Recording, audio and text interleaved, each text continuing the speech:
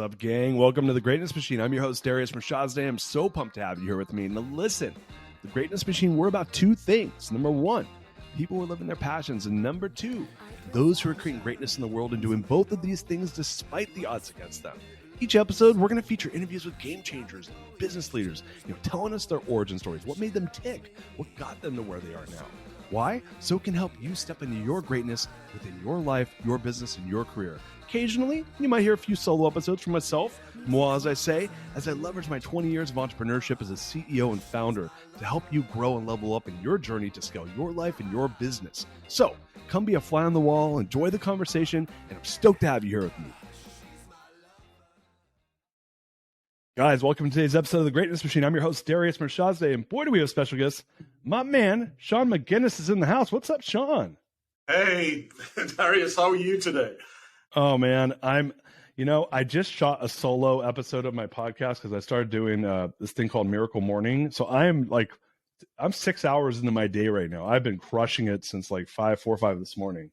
How are you doing? Man, I'm loving it. I'm crushing it too. I had my monthly meeting with my good friend and business partner, Rick Sapio, this morning. And I think you've had Rick on your show. High energy, intentional. So we started hitting at 7 here in a rainstorm in Dallas. But it's great to be on with you. Oh man, Sapio, what a freaking savage beast! I love that. What man. a I just saw him I just hung out with him. I hung out with him here in Austin for accidentally last week. So good to hear that. So if you don't mind, I want to do a little bit of housekeeping and then we'll get started. Does that work for you? Sure. Perfect. Well, Good. Listen, so for listeners who are new to the show, the Greatness Machine, we're about two things. People are living their passions and those creating greatness despite the odds. And my man Sean here is neither short of passion nor greatness. So I'm super excited to have him on the show. We've been running in circles, probably unbeknownst to both of us for a long time. But I want to, if you don't mind, Sean, I'd love to give a little bit of background on how the first time we met, and then we can kind of go into the more formal stuff. Do you mind if we do that? Please. No, that vision is indelibly inked in my brain. I don't know how many humans on Earth probably say that about me, but I'm guess it's a large number.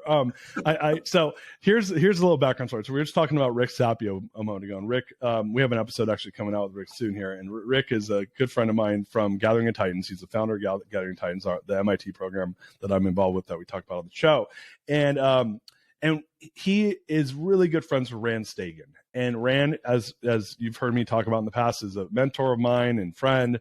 And it was like springish, early summerish, like 2020. And Rick's like, "Hey, there is." Rick talks like this. He's like, "Hey, I want you to do something for Rand for his birthday."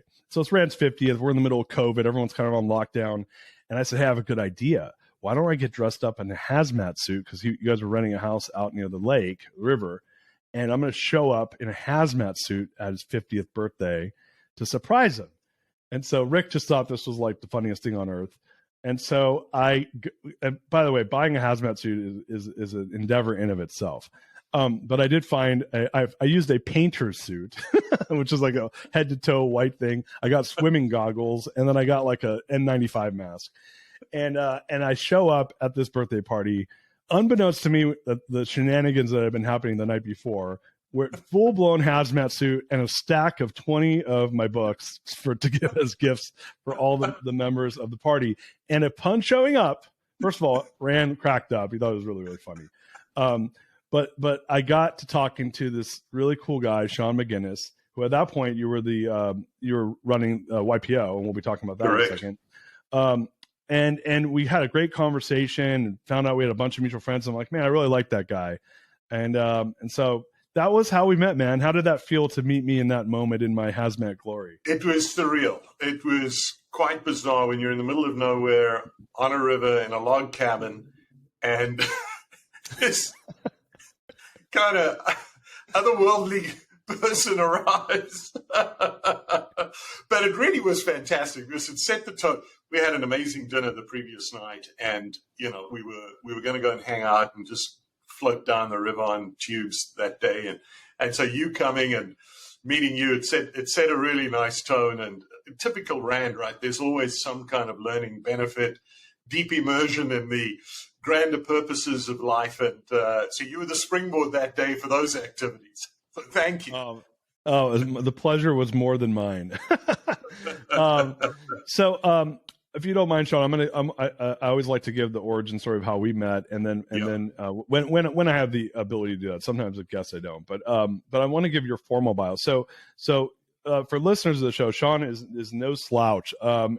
He's currently the CEO of Mutual Capital Alliance, which we is you working with Rick Sapio over there.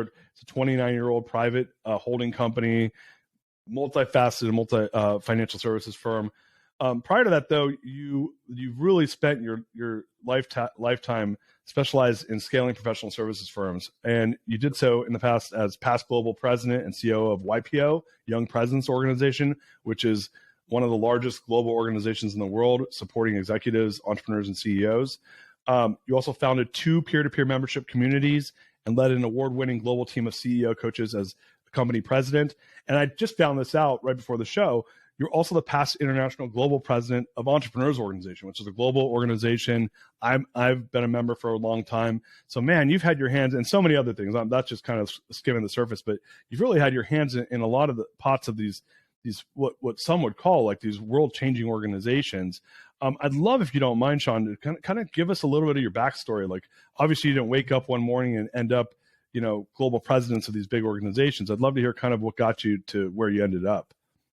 Yeah, thank you. And, I look back on some of this and just hearing you say it, I sort of get goosebumps because I live in the present, or I try to live in the present, not in the past. But when you kind of take a retrospective, which I think is always important to do, and our friend Rand Stagen teaches us to kind of use history and use the past as a good measuring stick and some lessons. But, I grew up in South Africa. Both my parents were entrepreneurs. And I went to work for, after university and being in the military, in the infantry, I went to work for one of South Africa's top entrepreneurs. That's how I would characterize him. He was an immigrant to South Africa from the island of Mauritius. And he created an extraordinary number of companies. His mainstay business was in ag-chem, agricultural chemicals, fertilizers, selling farm implements. He then got into hospitality, hotels, vineyards.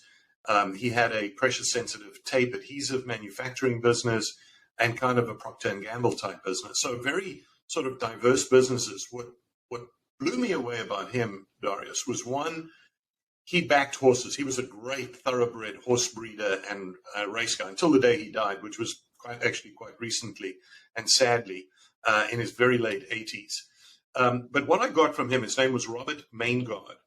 What I got from Robert was 2 things. One, passionate belief in his ability to make a difference in whatever he touched. I mean, that was it.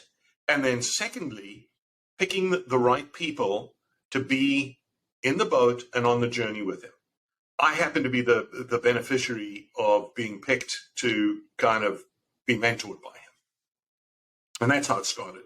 And he really lit the fire in me for my own, let's say, journey in entrepreneurship. I worked through several of his companies. I basically got dumped in the middle of the largest city in South Africa in a factory. Said, you're going to be on the factory floor from 4 o'clock every morning for 6 months. You're going to learn how we do things. And I just come fresh out of university, thought I knew a few things, I thought he was my buddy. And I had to make eggs and bacon for the factory managers every morning for 6 months. Really? Like, you seriously had to make him back? I love that. And I was regarded as the management trainee. So the joke, was I had to get connected to these guys, but these are hardcore, hardworking, talented blue-collar workers.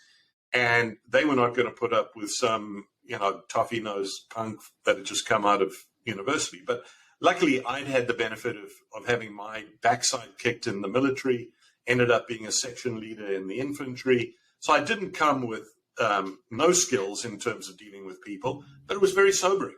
And 90% of the factory staff, had miles to come. They were, disadvantaged, and they came to work every day, to make a buck. And I learned the importance of leadership, showing up, being there, counting stock, and just sweeping the floors, creating the environment for, a business to be successful, in a kind of grimy manufacturing setting. Then I went to industrial sales as part of my 6 months, and the same thing happened. They gave me in those days we had these, big metal drawers, and in them were these card folders of defunct accounts, names, what they purchased, the margins. And they said to me, see if you can resuscitate these. I wasn't a permanent sales guy, so I wasn't incented in the same basis. And in my second month, I went and called on a major agricultural co-op, was able to speak the language, Afrikaans, which is the Dutch derivative, and found out that they were about to go out for an RFP for their large 5-year purchase of tape, different types of adhesive tapes. And I put in a bid, and I connected with the guy. We went out for a few beers. We both loved rugby. And he said, listen, I can't give you the whole account, but would $100,000 be good? And so I said, yeah. And, nice. Ended up closing a deal. And so Robert enabled me to go from that business. Then I went into another business that he had. And then I went on to the retail side of his practice. And literally he would drop me in to help solve problems and learn as a way to kind of round out my skill set. And then inspired me to start my own business, which I decided to do, but I also decided to do it in a foreign country. And I went to Canada and started my first company. Wow. So let me just take a step back here. So how did you meet him again? It sounds like you're kind of a mentor of sorts. I was at high school with his son. And we were both Catholics. Robert, we would see him at church every Sunday. Carl and I and the family were good friends. And, around the dining room table, we'd get to know each other. And Robert kind of followed me from a 14-year-old, 13-year-old. And then when I got through the military and got through university, he literally called me up one day and said, what are you planning on doing? I said, well, I think I'm going to be a psychologist. He said, you're crazy. What do you want to do that for? He said, you've got a real talent for people. You've got a talent for connecting dots. You've got a talent. You're energetic. Would you consider business and entrepreneurship? And he gave me a break. And, it was funny when he threw my going away party, and I think he was disappointed that I wasn't staying to kind of see the course through with him. But at the same time, he was very encouraging. He became almost like a father figure. And when at the party, he gave a speech and he said, I'm really proud of you, but this is a big thing that you're doing. I did it from Mauritius to South Africa. You're going to Canada. You've never been to Canada. You have no idea what the business environment is like. He said, here's $100 bill. And in fact, if you were with me, I have my wallet. I still have that $100 bill. Wow. Which I carry with me. And he said, listen, in the event you start eating rocks, here's $100 bill, but promise me you're not going to spend it unless you absolutely have to. And I still carry that $100 bill with me today. And it's here. And I'm reminded of Robert Mangard every time I see it. And he remained throughout his life. And, my life to date, an inspiration. And like all of us, none of us is perfect. He had his quirks and he was sometimes difficult to work with. But without him, I don't think he was my catalyst. And so the bottom line for me is that lesson, and we'll talk about EO hopefully in a bit, but that lesson then inspired me to be a catalyst for growth, success, happiness, development of other people, and I've carried that with me throughout my whole life. I love that story, man. So you ended up immigrating to Canada. Where in Canada did you immigrate to? Here's another weird thing about me. I'm very eclectic. I'm sort of maybe a throwback to a combination of, the old adventurer, but also somebody that likes environment and a beautiful place to live. So I went to Vancouver. And I lived in a little one room under a widower's house in North Vancouver, in a little town called Deep Cove, the most heavenly, beautiful part of the world that you can imagine. picture these pine trees coming down, mountains directly into sort of a fjord, little tiny village. There was a little one donut shop. There was a pizza joint. And it was the start of the Baden-Powell Trail that connected up and goes up to Whistler. And it was a great 6 months to spend as my sort of first foray. But very quickly found out that Vancouver wasn't the center of business decision-making in Canada. And I'd acquired the rights to sell a suite of psychometric tests like Myers-Briggs and DISC and working memory, those types of things. And I then, made the business decision to go to Toronto, and I ended up spending 9 years there building a business. Now I know obviously, and this is totally an ignorant question, I'm guessing. So did you speak English like fluently at that point when you moved to Canada? Or I did speak English fluently. Rick Sapio says I'm actually from Hoboken, New Jersey, and I practice this fake English accent every day. Oh, that's amazing. Hey, Sean, give it up. Talk like where you're really from. He does it in such a funny way. He says, "How now, brown cow?" He says, "You probably look at yourself in the mirror and do that every day." Oh man! But no, I spoke English fluently, and I was fortunate to have some family contacts, South Africans that had immigrated to Canada. Phil Patton, a great guy, and his father-in-law John was in my dad's class at university. They were doing their accounting degrees. John Patton was his name. And that's kind of a theme in my life. I've been so blessed, Darius, with people helping me on my journey. And I guess it's a two-way street, because you have to be in a mental position, framework to accept help from other people. I know a lot of people that have ground their way to success, but they've done it heroically on their own. And I sometimes wonder how much more successful, effective, well-rounded they'd be if they allowed people into their lives to help them.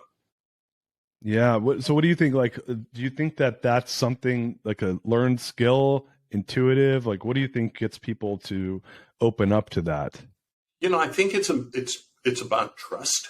And I think to the extent that you can develop trusted relationships early, right from the time you're a kiddo, right, at nursery school and through middle school and high school, so much of I think our capacity and our potential revolves around early childhood education and how we're treated and what opportunities are given to us, both to be independent, to make mistakes. We've come through, I think, an environment here for the last 20 years, maybe 15, where we've kind of put cotton wool and bandages around our kids. And, we've done the helicopter parenting thing, and we've been to blame a little bit for that. But we decided early on to send my daughter to a Montessori school and then an international baccalaureate program, mainly because we wanted her to be as independent, as academically accomplished based on her capacity and level, but to be an independent, critical, free thinker, and to respect other people and boundaries. And so all of those things come together.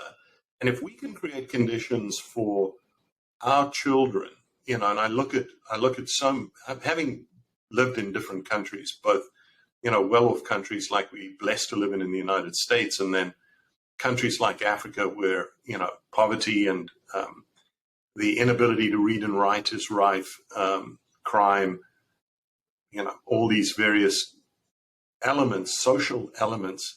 I think our big driver should be to create conditions in early childhood development around education and support and care. I think that makes for a better world. Yeah, I totally agree. I read a great book, Grit by Angela Duckworth. You read that book before?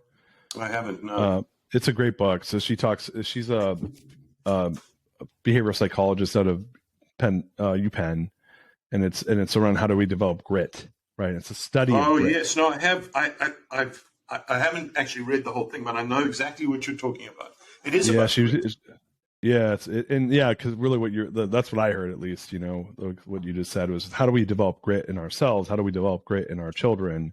And you grew up in, Africa and South Africa, which just even if you grew up in the wealthiest part of that, it's still the environment there has uncertainty baked into it, and there was apartheid that got a total revolution of what happened from changing of the government there. So I look at like that environment is rife with instability that you are around, right? And I grew up where my dad was my family immigrated, forced immigration to the United States because they took hostages in the embassy in Iran, and we were living blocks away from that when that went down. And my mother is American, and my dad and mom felt like it was unsafe to be there, and they literally like within like weeks were forced to leave their home and their country to come to the United States with not by it wasn't like a planned trip, it was like a forced trip, right? And so I think that we've hit this really long period of stability in the world that people will argue now that it's very unstable, but we have the longest period of peace in the world, or in the United States at least, non-wartime period, 80s, 90s, up until really 9/11. And I think people got comfortable, man. And I think people have got comfortable. And I think it's so important what you're saying, son, because what I hear in your telling, and I hope what your listeners and you hear in mine, is I've been the beneficiary of extraordinarily, I've been very lucky, and I've been the beneficiary of so much, both in terms of opportunity, knowledge, learning. Yes, does it take grit? Yes.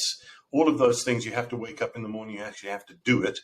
But we've been the beneficiaries. And Rand Stagen has this really interesting concept where he says, locate yourself on the arc of time, recognize that you're a beneficiary of a lot of work, thousands of years worth of evolution. We've been the beneficiary of 20 years of phenomenal things.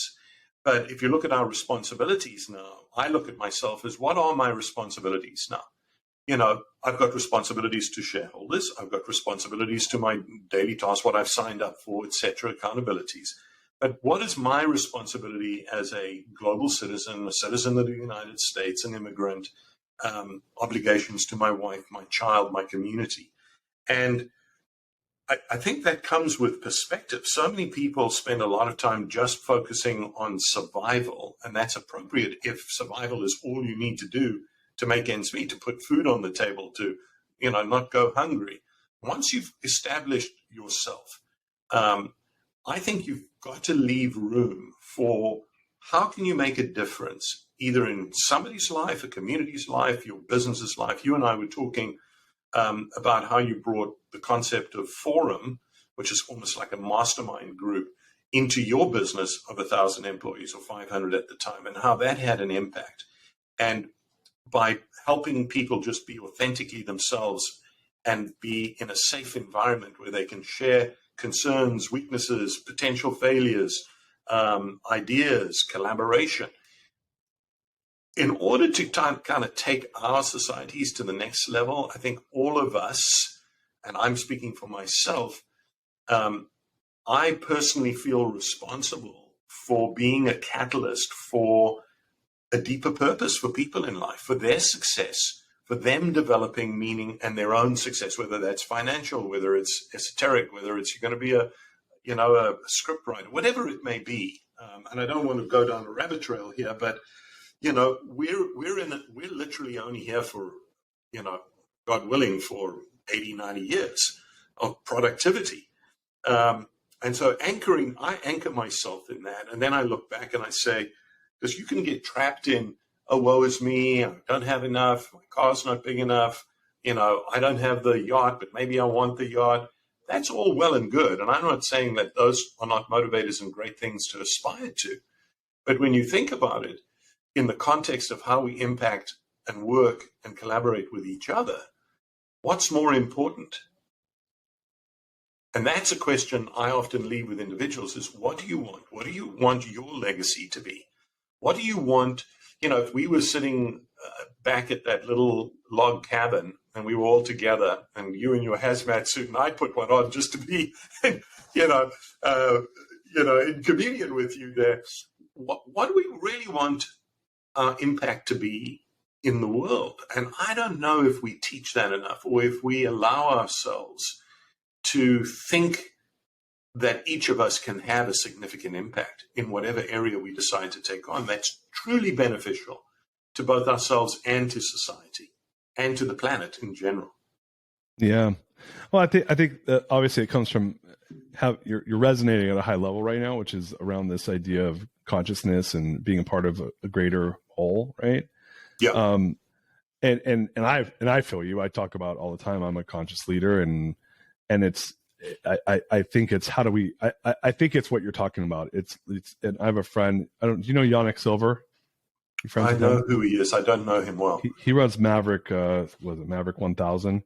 And he's a protege of Richard Branson. And if you ask him his purpose in life, he's for my candle to light 1,000 candles, right? And so Yes. it's around this idea of enlightening people, lighting others up to be their best self.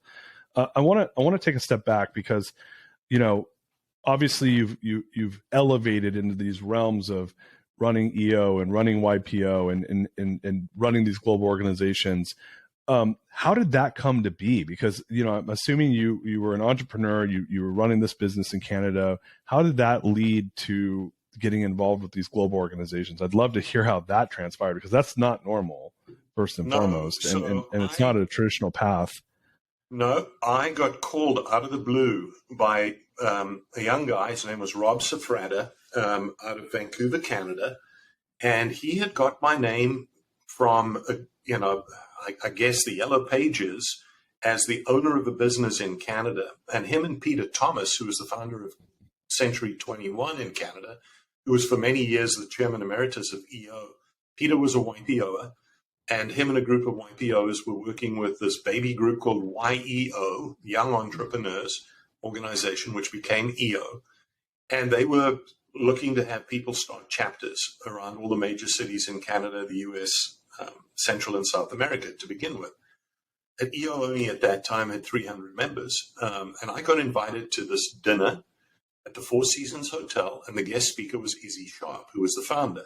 Now, when you're a young business guy in Canada, you know who Izzy Sharp is. I mean, the Four Seasons, arguably one of the best hotel brands in the world, started from nothing, one small little inn just outside Toronto, and built a global brand, arguably the finest still in the world.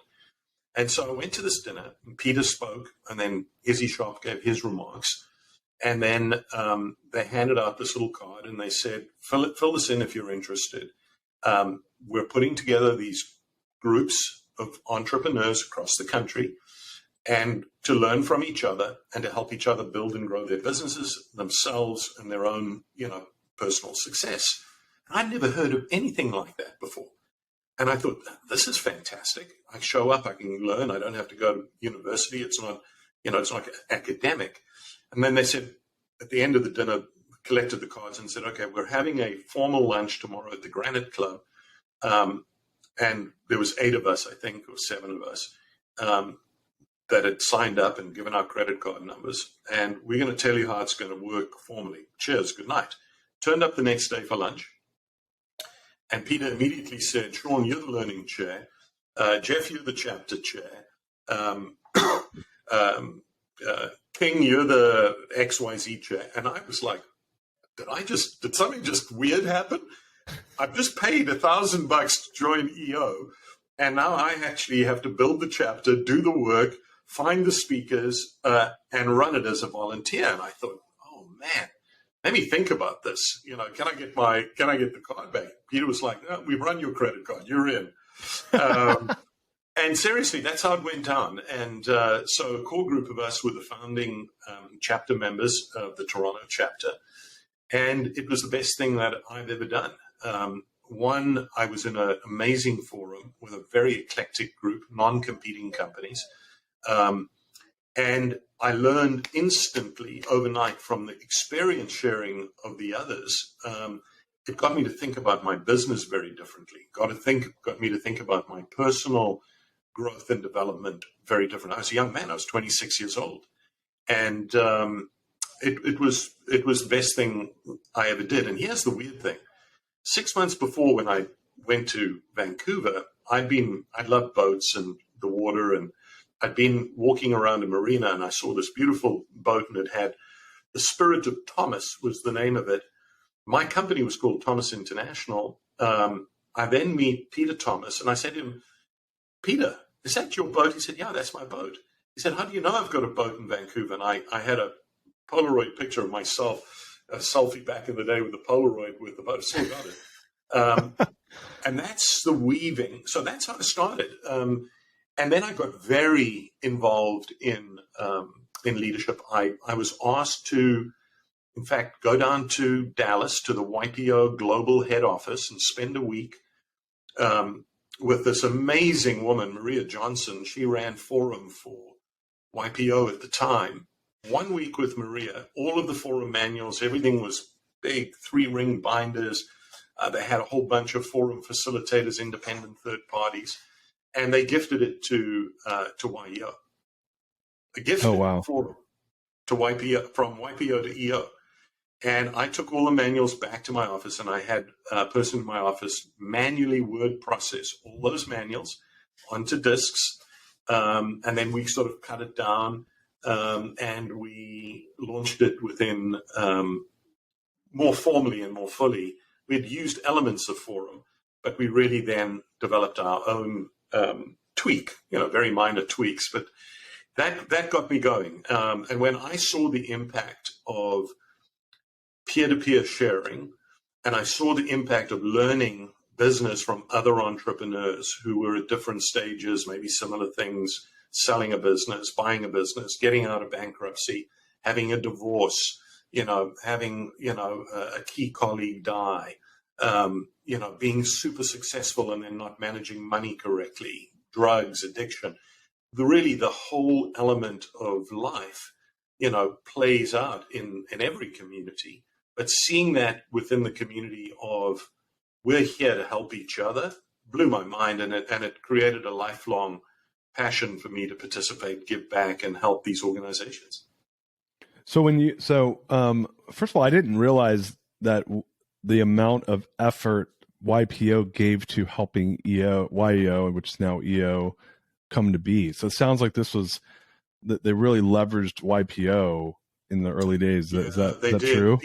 Peter Thomas went out and recruited a bunch of YPO members around the world. Actually, I had another benefit from EO for me was my wife was the founding member of the EO Mexico City chapter, and her dad was a YPO, and he was tapped by Peter to start EO chapters throughout Mexico, Central and South America. And Maria literally opened up, I don't know, maybe 10 or 12 chapters in that region. This is early days.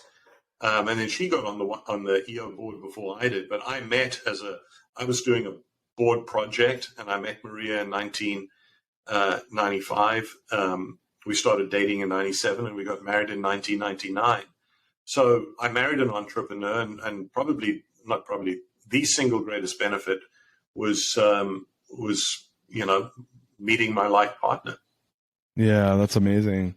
So sounds like you got really involved in EO. How did that segue into you getting involved in YPO? Tell us a little bit about that. So I always aspired to qualifying my business for YPO, and I sold my EO qualifying business in 2003, a successful sale and exit. Learned a lot from that. After, by the way, it was the second sale. I sold it to a publicly traded company in Canada, then bought it back, then sold it again finally. And then I qualified my business with a company that I was involved with building low-income housing in Mexico. But I'd always wanted to take that next step, not because I'd outgrown EO, but because for me, the next trajectory for me was, learning more from a different group of people. I maintained dual membership for a period of time. But when my business qualified for YPO, I applied for membership. That was late 2006. And then I became a very active member of a brand new chapter created in Dallas. There were 2 chapters. We created a third. And in fact, Rand was very instrumental in helping us coalesce around a vision for that chapter, which was kind of different from the other chapters. We wanted to be very entrepreneurial. We wanted to be very eclectic, spiky, we called it, and very diverse. So, we went from what you would see as very sort of homogenous previous YPO chapters to a very diverse, very inclusive, men, women, different, different people from different cultures, races, etc. And that was phenomenal. I joined when they had about 30 members, got on the board, became very active there. And, again, just got so much out of it. At that particular point in time, I was hit with the financial crisis of 2008. And for the first time in my career, had to shut a business down. Had not had that experience. We were going and blowing. We had $100 million revolver with a major bank, and the bank went out of business in 2 weeks. Imagine your bank going out of business in 2 weeks. I was a subprime mortgage lender, so I had a lot of. I don't have to imagine that.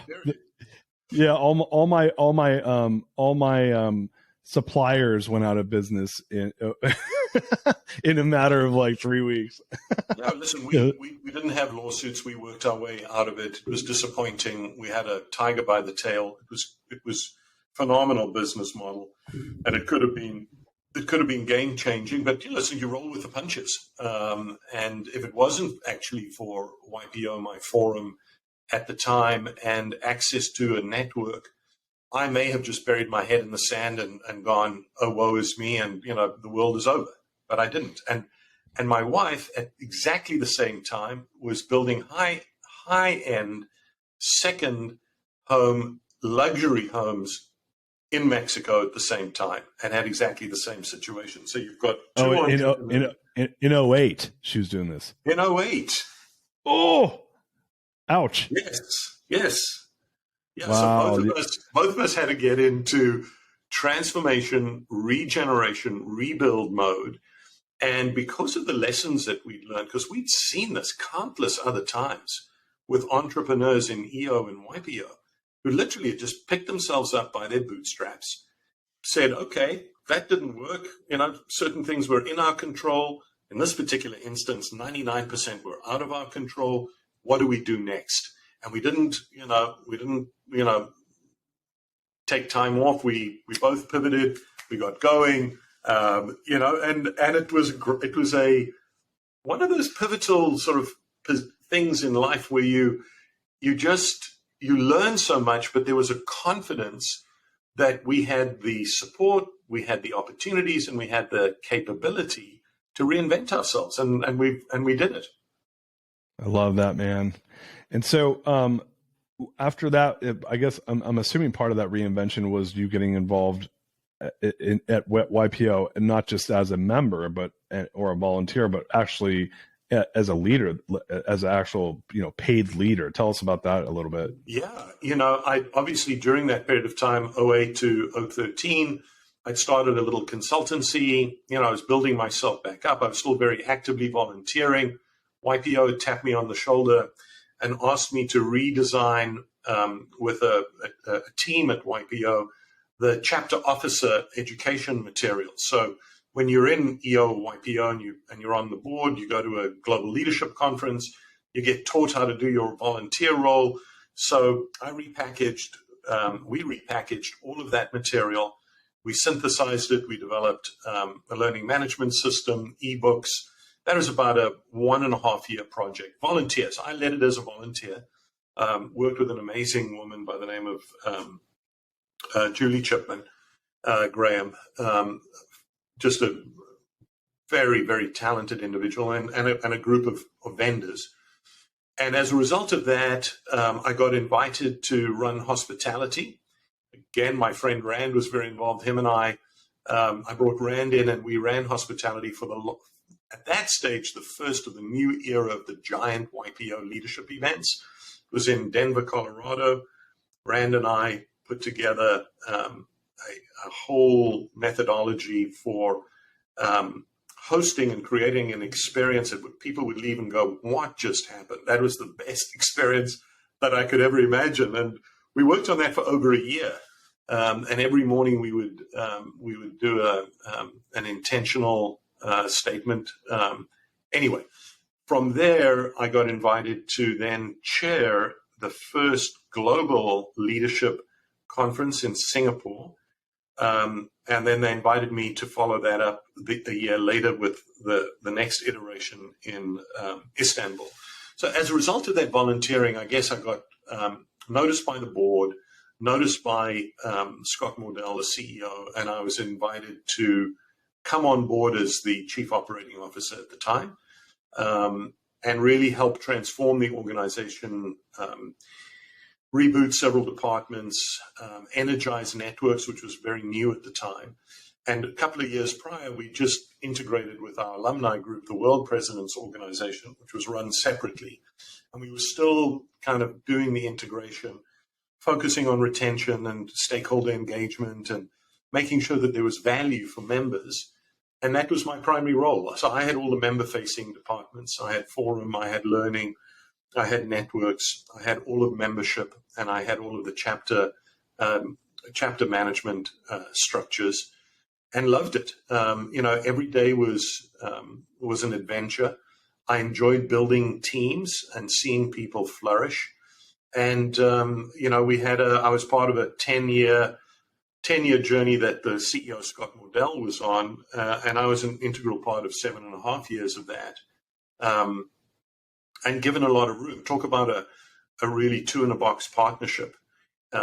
Scott spending a lot of his time, with the board on strategy, finance, HR, and me running, let's just say the engine, 2/3 of the P&L, all of the events, all of the experiences, and having this passion that came from being the beneficiary of so much value. This is the other thing, that I've learned is if you have a why and you're really clear on your why and you're purpose driven, you can find a business or an environment that is at least 80-90% aligned to that.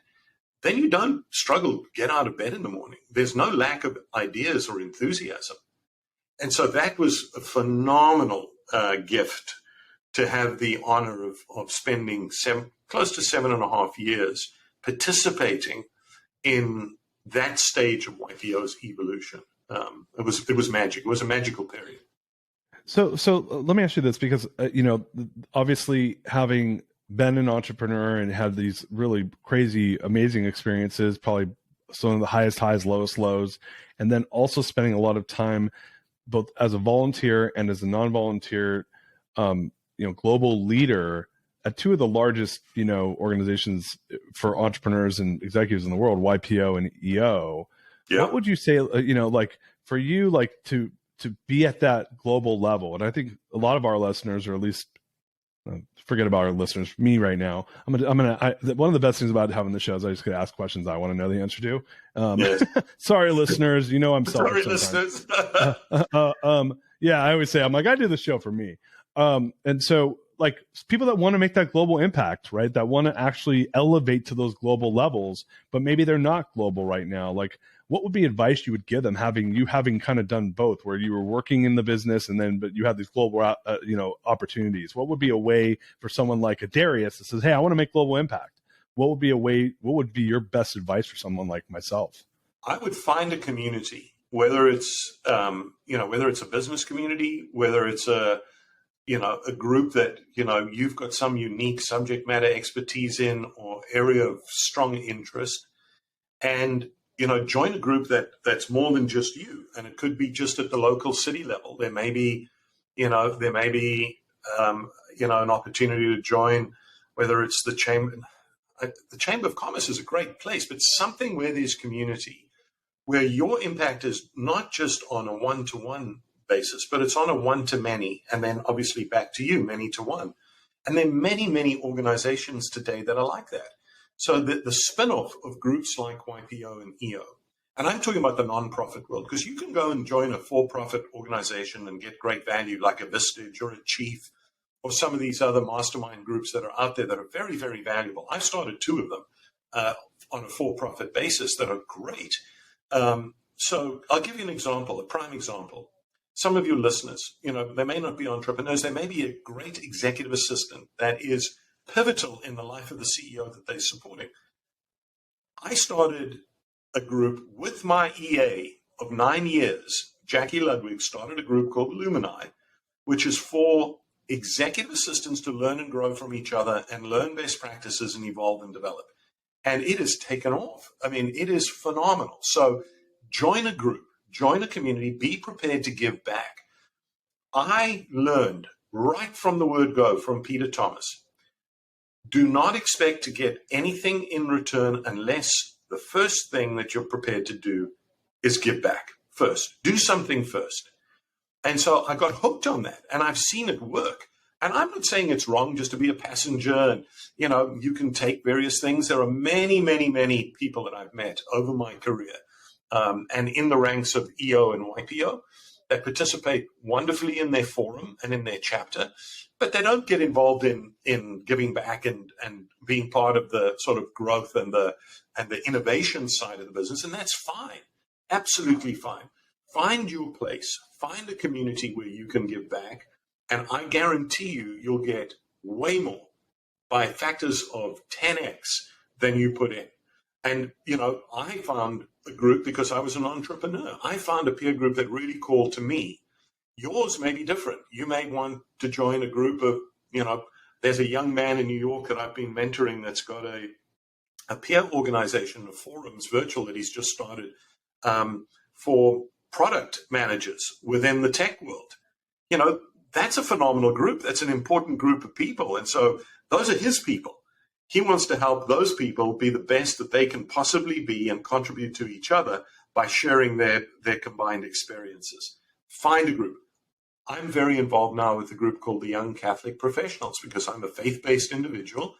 And with my experience in EO and YPO, we've got 30 chapters now in the US for young adult Catholics, Christians, who want to get together, but who want to be mentored by business people and by other professionals who are leading ethical, conscious lives.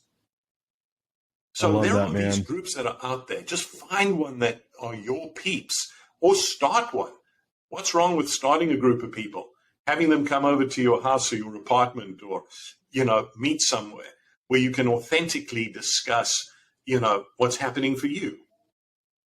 Top things that are going on in your life, not so great things that are going in your life, things that are great in business, things that are not great in business. And what I love most about the experience we both had is that our experience sharing is done in an environment of confidentiality where you're not going to be disadvantaged by somebody sharing out of school or out of turn something that could come back as a negative on you. And that's another important thing. If you find something, make sure it's an environment that's ethical. Make sure that it's an environment that isn't taking advantage or being run by people taking advantage of you for their own specific their own specific agenda. Yeah, I love it, man. I love the advice, and I love the thought of, of really coming with that open mind and open heart around giving, that serving mentality, not around like what's in it for me, but what can I give, and then getting that return, and what I in a more servant-minded way. And then the second thing I picked up from that was this idea of leverage, right? Where we can leverage a global organization or create your own, but it's through this spirit of giving, which I think was my big takeaway. And I really appreciate you sharing that. I know we're running tight on time here, and I want to make sure we get to what you're currently doing. So right now you're the CEO of Mutual Capital Alliance. I'd love to hear what you guys are doing over there. I know, the audience will want to know. I've talked to Rick a lot, and I know what you're up to. But I'd love for you to kind of talk about this is a role that you just started in December. Kind of talk to us about your vision for the role at Mutual Capital Alliance. Thank you. It's a 29-year-old financial services business, as you indicated at the start. What I'm very passionate about is really just two things that we do. Rick and I have been involved in either selling, building, transforming companies, each of us independently, our whole careers, 30 years. So think of us as kind of a been there, done that entrepreneur, some successes, some failures. And we have started something called the Exit Concierge. We're not an investment bank. And to all the investment banks out there, they play a critical role. What we are is for the entrepreneur that's never sold a business, we become their quarterback. We become the individual on their team that manages in an exit, that manages the investment bank, the accountant, the M&A attorneys. We take the pain out of the hands of the person selling the company. So think about us as sort of a sell side exclusive quarterback when you decide to go to market. And our goals are 100% aligned with yours to get the best transaction value for you that you can possibly get, to make sure that post-transaction that everything is handled and that you go on to do what you're doing. And so that's a very difficult process. It sounds easy, but there are multiple steps. Rick has a real gift in this area. And so my goal in the business, support Rick, build a team around him to be the best possible exit process management team out there, and help first-time sellers of mid-market private companies get the best value for their transaction. The second thing we do is we have 2 publicly traded mutual funds. They are a number 1 in each of their categories, and we're at the inflection point after 5 years, where now the next 5 years, based on the track record of these funds, we'll build a very, very nice series of returns for investors that are looking to preserve capital, grow capital, and mitigate the downside of those risks. So we're not taking wild swings. We're not trying to make them 15, 20, 30%. If we can get an average 12% on a risk-adjusted basis where we limit the downside of their investment, that's the strategy behind it. And, quite honestly, we're a low-fee structured group. We don't want to take advantage of investors. We want to help people maximize the return on the money that they've worked hard their entire lives to put together. So those are the 2 things we're doing. And then Rick and I, we're both very committed to helping as many entrepreneurs succeed in their goals and dreams as possible. We do a lot of speaking engagements. We do a lot of pro bono work. We're still very active, both of us as YPO members. Rick's still in EO. And so we want to do well while doing good now in this next phase of our lives, because, we're crossing into sort of, the latter stages. We're both over midlife. God willing, we'll live for as long as we can and keep our impact going. Love it, man. So 2 quick questions, and then we always like to end the show with the same question. But is one of the mutual funds that VICEX? Yes. Is that the ticker? So tell us about that, because I know it's a kind of a cool story. I'd love to hear just a quick little cool snippet story. of. So that particular fund invests in stocks like casinos, alcohol, military equipment, fighter jets, those types of products, which have kind of fallen out of favor. But these are fantastically run companies, amazing people that work there, and it's an overlooked category. So, it's a contrarian investment philosophy, and that fund has done very well. Our new fund, which is called the All Seasons Fund, it's kind of based off of the Jim Simon mathematical model, where we're buying futures, we're hedging, those futures, and we are capping the drawdowns. And that is a much more broad-based fund that isn't stock-driven. And so the 2 balance each other out. And we have an amazing team of portfolio managers who are lifetime. One's 40 years old, so he's got a long way to go, and the other's a little bit older. So we've got Ys and we've got youth, but they're both very skilled. And we think that those 2 categories, plus others, we've got another 3 or 4 funds in the pipeline that we think we can add to the portfolio and get up. Our goal is to get up to about $5 billion in assets under management in the next 5 years. I love it, man. My second question, this is another selfish one. So I'm an entrepreneur that built my last company was $200 million in revenue, but I was so busy I didn't join YPO because I was like, I just can't do another group. Yes. And now I don't qualify. And I'm 44. So I was like, do you have any loopholes for me if I want to get into YPO? Any loopholes? Well, you're 44. You've run a very successful business. You meet all the criteria of a great YPOer. Call me and I'll introduce you to somebody that will at least have a conversation with you. All right, I check every box except I sold my business before I joined YPO. So all right, you've got a great business. Now you've got your next thing. So you've got some time, by the way. 45 is the cutoff point. So let you and I have a conversation. All right. We'll take it offline. All right, last question. So we I'm like, well, hey, I have the four. In life. I love it. I love the chutzpah. Yeah. I'm not going to not ask. I mean, I want to join YPO. Yeah. I missed the opportunity. I'm in Tiger 21, but I never joined YPO. So Tiger's a great group. Great company. Yeah, I love Tiger. All right, last question. Look, here at the Greatness Machine, as I mentioned earlier on the show, we're about people that live their passions to create greatness in the world, but to do so despite the odds. So the question I always love to end the show with is this question: what is the biggest barrier to greatness that you've overcome in your life? How did you overcome it? And what did you learn from that experience that you wish others could know now? The biggest barrier for me was believing in myself. I had people tell me from a very young age that there was nothing that I couldn't accomplish, starting with my parents. And then I had people tell me, you got to sit in this box with your hands crossed and say, yes, sir, no, sir, 3 bags full, sir. And so when I recognized that there was very little, but when I put my mind to it that I couldn't accomplish, it just opened up possibilities. And, a lot of that takes awareness, self-awareness. So believing in myself was the most important thing, followed by having people that believed in me. I'm still in touch, by the way, with my grade 3 school teacher, who said to my best friend and I one day, we were naughty little buggers, and we were given detention one day because we pretended to be sick and we skipped a math test. And she sat us down and she said, boys, I love you, firstly, but you've broken a couple of rules. I love the fact that you're energetic and that you're out there and you're making things happen, but just toe the line on these few things, and then I'll be your best advocate to support you in whatever you want to do. We're still in touch with her today.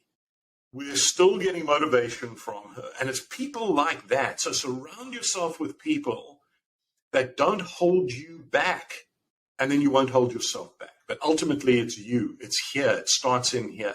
Believe in yourself. Try, and don't be scared to fail. I love it, man. What a badass show. I'm so glad that we got to hang out, Sean. Thank you, man. This is really cool. Love you, Darius. It's brilliant. Very much so. Right back at you. So, look, anyone that wants to learn more about what you guys are doing over at Mutual Capital Alliance or wants to connect with you, what's the best way for them to do so? So if you take a look at Mutual Capital Alliance, all one word.com, that's the best way to get me. My email is sean@mutualcapitalalliance.com. We'd love to see you. Google me, Google Rick Sapio. And we'd love to have a conversation, and if we can help in any way, we'd be delighted to. Awesome. Oh man, what a treat. So many gems. I really appreciate having you here. Man, thank you so much. So much gratitude, John. Gratitude for you to bringing this to the world. You got it, baby. So listen, hey, listeners, if you guys are like getting ready to sell the company or just want to work with a bunch of badasses on that incubation stage before you guys go for exit, Mutual Capital Alliance is doing some amazing things. So connect with Sean. Look, as leaders, we're givers. So share this with anyone that you think needs to hear it. We all know people that are running amazing companies. These are folks that need to really connect with guys like Sean and Rick.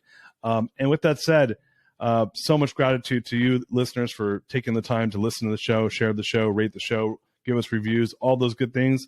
And until next time, peace out. We love you guys. Thank you all. You are listening to The Greatness Machine, and that's a wrap for today. Listen, if you love what you heard, subscribe to the show on whatever podcast platform that you're tuning in on, so that you don't miss any of our future episodes. We have tons of great people coming on, and we're stoked to have you here to enjoy it with us. Leave us a review. Tell us what you love most about this particular episode. We love getting the reviews. We love to see what you guys love most. And if this particular episode, made you think of someone who's leveling up in their business and in their life, print screen, share it with them. Leaders are the best givers, and after all, we're all here to support and grow with each other.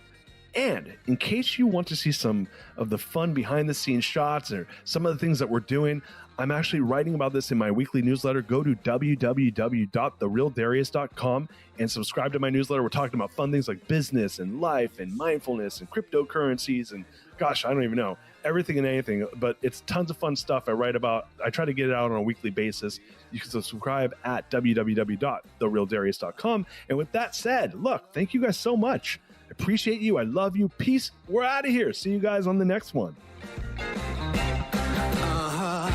She's my lover.